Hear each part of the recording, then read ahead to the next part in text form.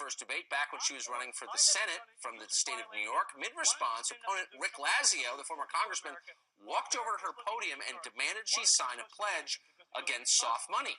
Well, it backfired. He was called a sexist, and it became a major don't in debate history. So what else should Hillary Clinton and Donald Trump learn from past debates? That brings back some memories, doesn't it? Well, here to break it down, Scott Jennings, former special assistant to President George W. Bush. Scott has also been involved in debate prep for Senate, congressional, and gubernatorial candidates and joins us now. Good morning, sir. Good to see you. Good morning. Back. Yes, thank you for having me. All right, so let's start with the do's and don'ts for Hillary Clinton. What should she do? What should she not do?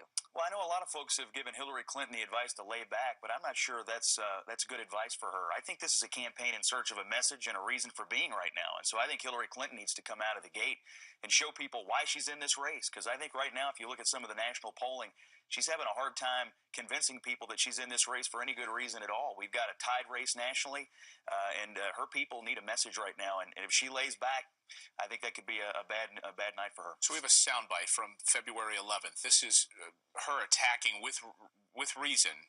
Take a listen. I believe a vote in 2002 is a plan to defeat ISIS in 2016. It's very important we focus on the threats we face today. So more of that.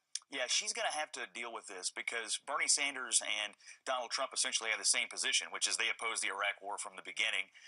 And so I'm sure she's going to hear that Monday night and in future debates. She's going to have to come out and be ready for this Iraq War question because Trump's doubling down on it this weekend. I mean, he is saying, I'm against this from the beginning. It's going to be a core message for him, I'm certain.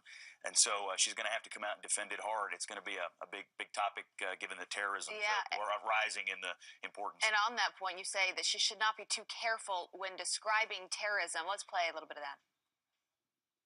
I think that you can talk about Islamists who clearly are also jihadists, but I think it's not particularly helpful to make the case. We are at war with violent extremism.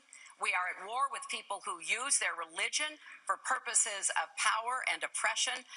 And yes, we are at war with those people, but I don't want us to be painting with too broad a brush. That's a big don't, huh? If she loses this race, a big reason will be because during the Obama years, the Democratic Party has failed to define radical Islamic terrorism for exactly what it is. Being careful and lawyerly and dancing around the edges of this topic, I think, has really hurt the Democratic Party and anyone associated with Obama, and especially as Secretary of State.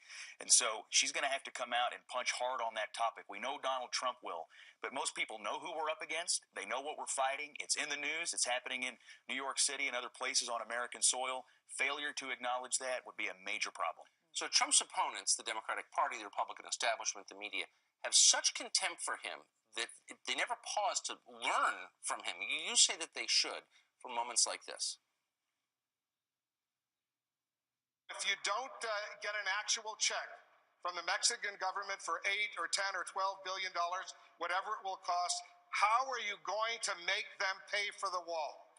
I will, and the wall just got 10 feet taller, believe me.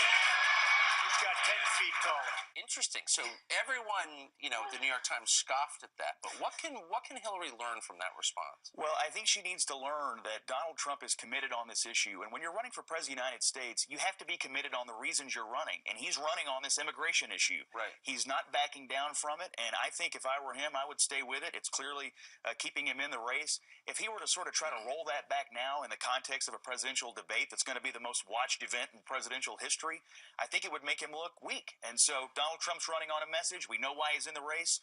I think she needs to understand he's going to come on that topic and stay with it, and I would advise him to do so. So theme's more important than the details. And it's not just about the policy. It's about the attitude. It's about, I am not going to back down from having a fire to solve this problem.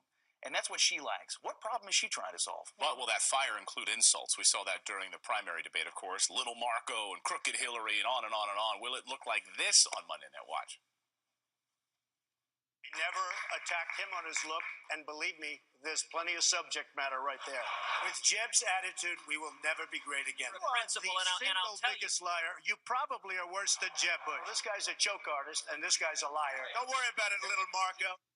Well, that liar is now supporting him. So, are we going to see any of that on Monday night? Would that be smart for him? It would not be smart for him, and you showed the Lazio-Clinton clip at the top.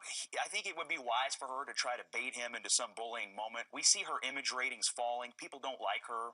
She's having a hard time connecting. One way to make people feel sorry for her would be to bait him into a bullying moment. He needs to not do that. It was fine when you're bullying other candidates in the context of a Republican primary, but right now we're down to talking to the last few independents who may be making up their mind. I don't think they're looking for bullying moments. They're looking to see if he embodies the image of a president. Right. And that's what he's trying to portray on Monday night. So I would stay away from that. But, Hillary Clinton can lose her cool as well. So they both have to be careful of that. And she did with Bernie, and she has in 2008. She has a history of that, no question. Scott, great to see you this morning. Good stuff. Thank you. Being here. We'll dive into more of this a little bit later in the show. All right, still ahead. Ted Cruz opening up about his endorsement of Donald Trump. Did an apology